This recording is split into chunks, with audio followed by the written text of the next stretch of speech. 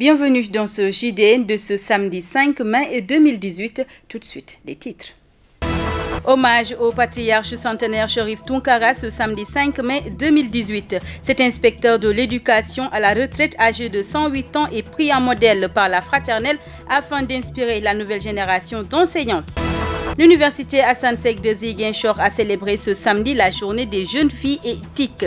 L'objectif général de cette commémoration est de promouvoir les opportunités offertes par les TIC aux jeunes filles et aux femmes. Les pages internationales et sportives mettront fin à cette édition. C'est tout pour le sommaire. Le développement, c'est tout de suite. Bienvenue à tous. La fraternelle de Ziguinchor a rendu un vibrant hommage à l'inspecteur Cherif Tounkara, âgé aujourd'hui de 108 ans. La cérémonie a eu lieu ce samedi 5 mai 2018 à son domicile, situé au quartier Boucotte. Atap Boudjan, président de la fraternelle, que je vous propose d'écouter au micro de Sissa Okoli. Ce centenaire pour qui on rend l'hommage est le père fondateur de notre association La Fraternelle. C'était avec Assane Seck, c'était avec Bouli Dramé en 1939. Nous avons adhéré à la Fraternelle dans les années 60. Je ne le connaissais pas à cette époque. On a fait notre petit bonhomme de chemin dans cette association. En tout cas, Cherif Tounkara, pour nous, est un modèle.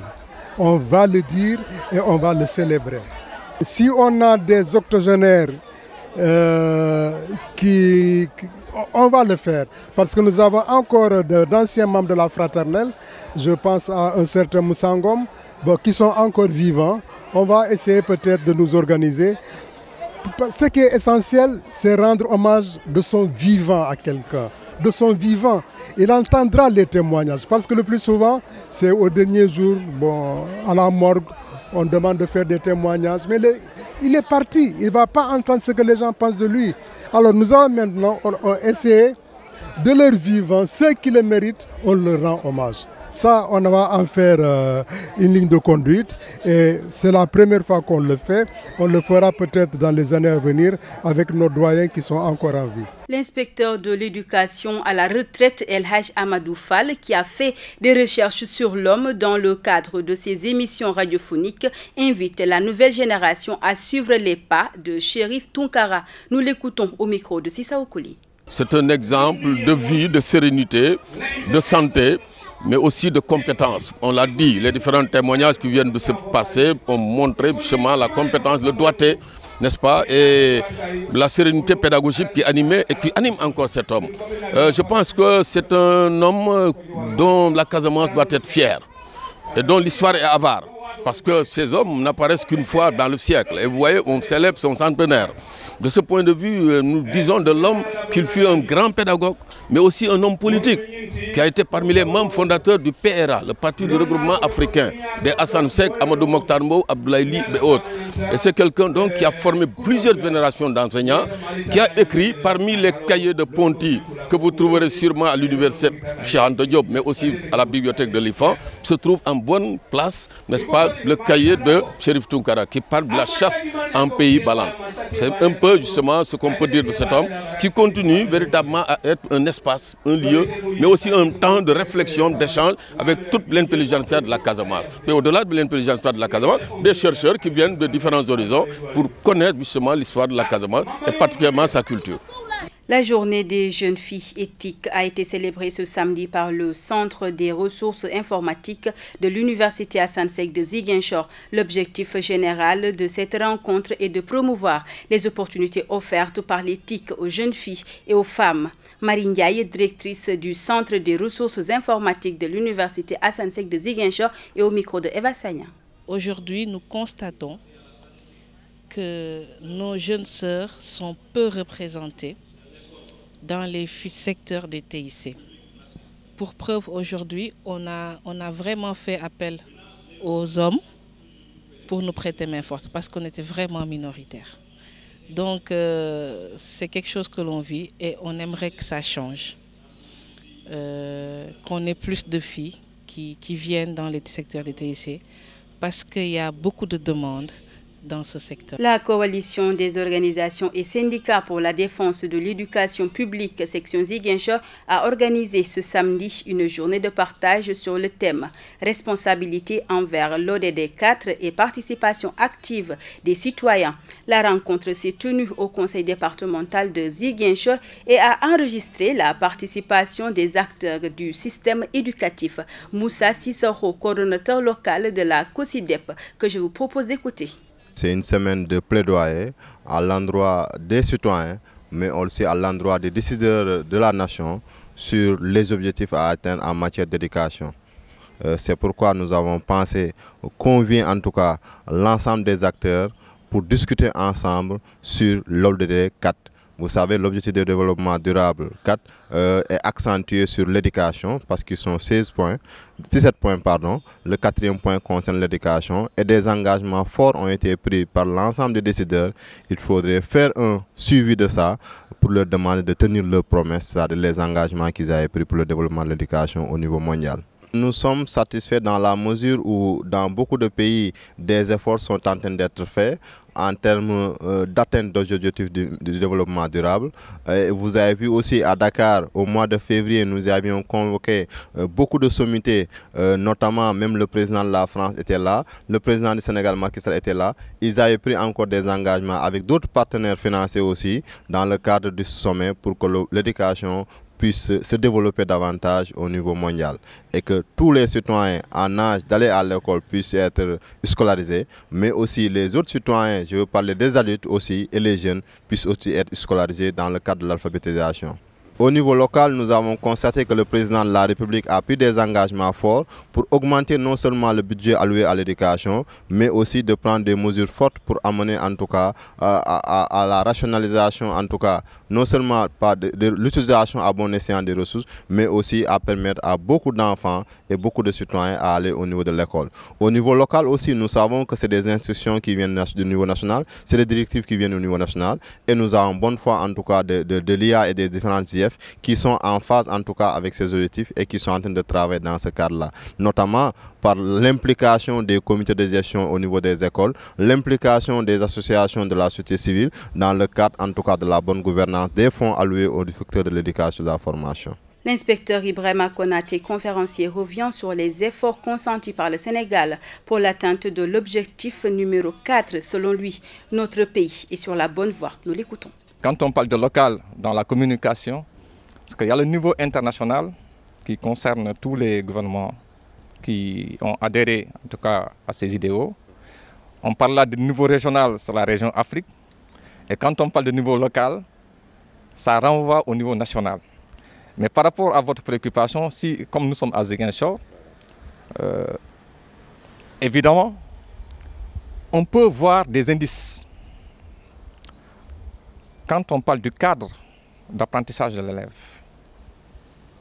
où l'élève doit être dans un environnement convivial, des écoles qui doivent prendre en compte le statut des élèves en situation de handicap. Par exemple, quelqu'un qui est en situation de handicap, qui a une mobilité réduite, par exemple, il y a des écoles où on voit des rampes qui sont construites, édifiées. De plus en plus, nous voyons dans des écoles, je ne peux pas donner de chiffres, de plus en plus, nous avons des écoles où on a des toilettes non mixtes. C'est-à-dire que où il y a des toilettes pour filles et des toilettes pour garçons. À partir de ces indices-là, on peut dire qu'au niveau de Ziguinchor, par exemple, c'est des choses qui sont en train d'être mises en œuvre. Il y a des balbutiements, il y a des frémissements. On peut les constater. Voilà. Ne serait-ce qu'à partir de ces deux exemples-là. Voilà. Voilà. Et également, de plus en plus, c'est des écoles où on trouve des points d'eau. Des écoles qui ont de l'électricité.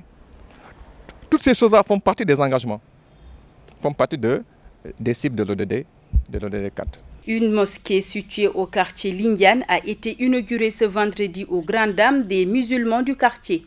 Ce lieu de culte, qui était dans un état de délabrement très avancé, a été entièrement rénové par une bonne volonté. Écoutons Mohamedou Lamine Sadio. Aujourd'hui, nous avons une très grande fierté aujourd'hui dans cette mosquée. parce que quand même, la mosquée était dans un état vraiment qui n'était pas bien. Et un de nos frères est passé ici la semaine dernière, voyant l'état de la mosquée, il s'est engagé pour vraiment réfectionner ça. Donc c'est pourquoi vraiment aujourd'hui nous sommes très contents parce que la mosquée est redevenue vraiment une nouvelle mosquée. Oui, Allah subhanahu wa ta'ala nous dit dans le Coran, وَمَنْ أَمِلَ صَالِحًا فَلِنَفْسِهِ وَمَنْ أَسَافَ عَلَيْهَا. Quiconque fait du bien, il le fait pour son propre compte. Donc celui qui fait du mal aussi, il le fait pour son propre compte. Donc puisque eux, ils se sont engagés à faire le bien, donc vraiment, nous demandons à Allah subhanahu wa ta'ala vraiment de les aider dans cette voie, de continuer ça, de multiplier ça. Parce que ce qu'ils font, c'est très très nécessaire pour la société. Et Dieu nous dit wa ta'awanu 'alal birri wat taqwa. Donc il faut vous entraider dans ce qui est bien, n'est-ce pas? Donc si aujourd'hui il y a des gens qui se sont engagés pour faire ces actions dans les mosquées ou dans les hôpitaux, vraiment nous ne ferons que louer Allah subhanahu wa ta'ala et qu'il vraiment amène d'autres personnes dans la société qui vont suivre aussi les mêmes genres de travail. Place à l'actualité internationale. Au Burundi, les radios britanniques BBC et américaines VOA sont suspendues de diffusion pendant 6 mois à partir du 7 mai 2018, a déclaré à la presse à Bujumbura le président du Conseil national de la communication Karenga Ramadani, qui a invoqué des manquements à la loi régissant la presse et à la déontologie. La BBC est sanctionnée pour avoir fait fi d'une précédente mise en garde et pour des propos portant même atteinte à la réputation du chef de l'État tenu par un invité dans l'une de ses émissions. En Tunisie, l'instance Vérité et Dignité divise depuis sa création, alors que la Tunisie s'apprête à voter dimanche 6 mai pour les premières élections municipales libres depuis la chute du président Ben Ali. Les parlementaires tunisiens ont choisi le 27 mars de ne pas prolonger le mandat de cette commission pour la réconciliation, chargée de rendre justice aux victimes de la dictature. Certains évoquent des problèmes de gestion, d'autres l'envie de passer à autre chose et de ne pas ressasser le passé. Créé le 24 décembre 2013, l'IVD, prévu pour durer 5 ans, est né de l'effervescence du printemps arabe, le soulèvement populaire qui a mis fin au régime de Ben Ali. Fin 2010. Depuis le début de ses activités, l'instance a reçu 63 000 dossiers de violation présumée des droits de l'homme et entendu 49 000 personnes sur une période qui s'étale de juillet 1955 à décembre 2013. Des présidences de Bourguiba à Ben Ali jusqu'au premier gouvernement mis en place après la révolution de 2011. En Amérique, un tremblement de terre de magnitude 6,9 a frappé vendredi 4 mai l'archipel d'Hawaï, au lendemain de l'entrée en éruption du volcan Kilauea qui a provoqué coulée de lave, nuages de cendres, rosée et plus problématique, émanation toxique. Le séisme s'est produit à la mi-journée, à une profondeur de 5 km, avec un épicentre situé à 16 km au sud-est de l'Elani Estate, une des localités où les autorités se sont mobilisées pour tenir des centaines d'habitants à l'écart du volcan. Selon l'agence américaine de géologie et sismologie, le tremblement de terre a eu lieu quasiment exactement au même endroit que le séisme mortel de 1975 d'une magnitude de 7,1 qui avait fait 2 morts et 28 blessés sur l'île d'Hawaï, la plus grande de l'archipel américain située dans le Pacifique. Nous accueillons Mafou Kouyaté pour la page sportive. En sport, nous démarrons par le championnat national du football professionnel, Ligue 1. Le match prévu dimanche entre Diaraf, leader de la Ligue 1 avec 47 points, et la Sonacos de Diourbel 41 points, le deuxième, sera l'affiche phare de la 24e journée. Avec une série de 6 victoires consécutives, l'équipe de la Médina va davantage s'approcher du titre en cas de succès sur la Sonacos au stade Léopold Sédar Senghor de Dakar. Pour préserver ses chances de remporter le titre, l'équipe de Diourbel qui reçoit ses adversaires à Kaolack depuis le début de la saison n'aura pas d'autre choix que de l'emporter. Les champions sortants, Génération Foot, 36 points, la seule équipe de l'élite à jouer la Coupe du Sénégal, n'aura pas droit à l'erreur face à Guédiawaye FC si elle veut garder ses chances intactes sur sa propre succession. Voici le programme de la 24e journée. Dimanche 6 mai, Génération Foot jouera contre Guédiawaye FC. Niary Tally fera face au Casa Sport. Jaraaf jouera contre Sonacos. Linguère de Saint-Louis fera face à l'Union Sportive de Ouakam. Teungueth FC contre AS Douanes. Stade de Mbour jouera contre Ndiambour. Lundi 7 mai, Dakar Sacré-Cœur jouera contre Mbour Petite Côte. Le classement de la Ligue 1 s'établit comme suit. Première, Jaraaf avec 47 points. Deuxième, Sonacos avec 41 points. Troisième, AS Douanes avec 38 points. Au bas de tableau, nous avons à la 13e place Diambar avec 20 points.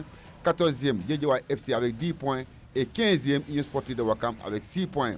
Et notre chère équipe, le Casa Sport, est à la 9e place avec 30 points.